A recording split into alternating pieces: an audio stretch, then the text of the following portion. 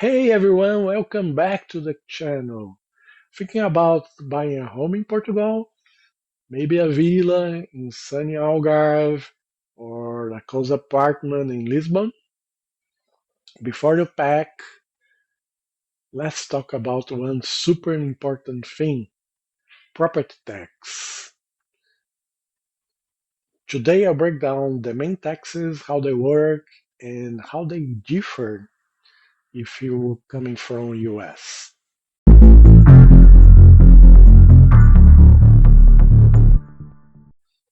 First up is IMI, IMI, which is a municipal tax that even foreigners have to pay in Portugal.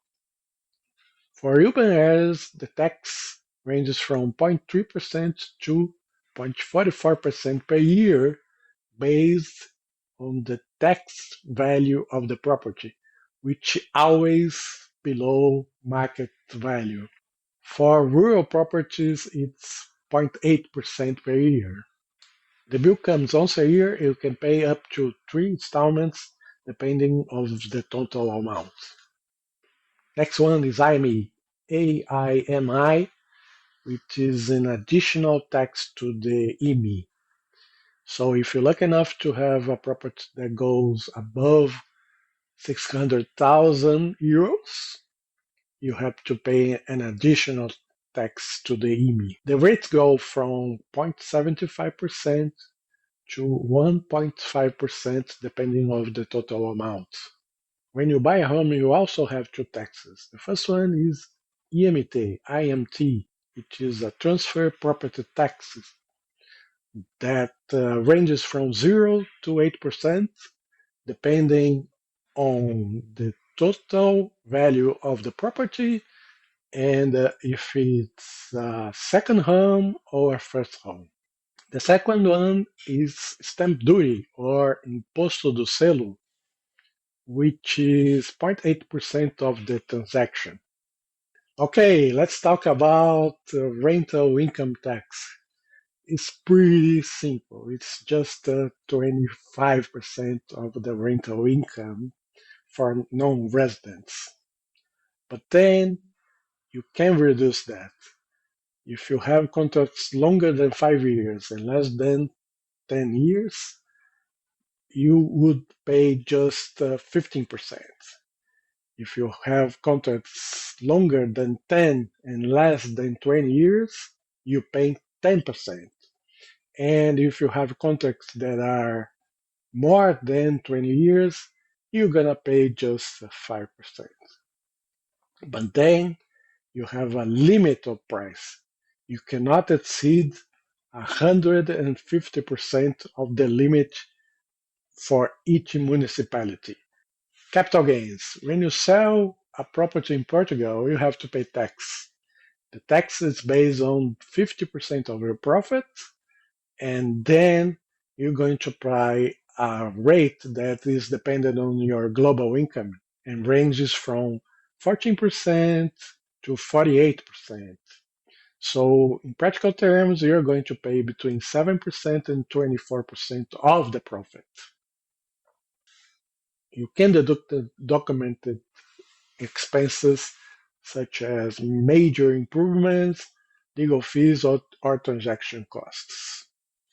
If you reinvest the proceeds that you had from the sale of a primary residence into a new primary residence, you are entitled to exemptions if you invest that in a certain time frame. So whether you're buying, selling, or renting out in Portugal, there are few taxes that you have to keep in mind. IMI, AIMI, IMT, stamp duty or imposto do selo, rental income taxes, and capital income taxes. There's no wealth taxes, and inheritance taxes is only for non-direct heirs. Now, if you are USA, there are a couple of things that you have to have in mind. First one is worldwide income. US taxes every revenue that you have around the world. So you have to report rental income and capital gains on your firms in the US. Double taxation. We do have a treaty between Portugal and US, but still you may have to pay taxes in both countries. But the good news is that you can use the tax to pay in Portugal as a credit to offset what you have to pay in the US. Next one is the NHI program or Residente Não Habitual program. You know, Portugal also has a worldwide income tax. So applying for this program prevents you to have your revenue from the US taxed in Portugal. Also, you can have reduced taxes on income made in Portugal. Last one is estate planning.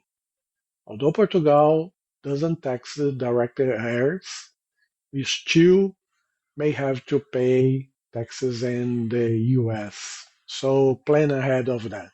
At the end, my advice to you is to work with a lawyer, an accountant, or a consultant to iron out all the details and to make you 100% compliant with all the regulations between those two countries.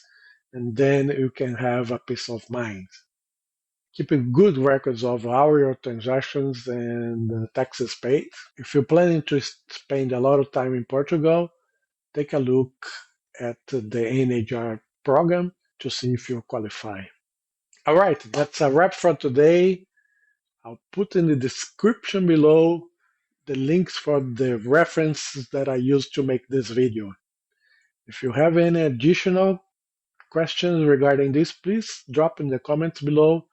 Don't forget to like, subscribe, and hit that bell to receive more videos about living and investing in Portugal. I hope you enjoy good health and gain more wisdom every day. See you in the next one.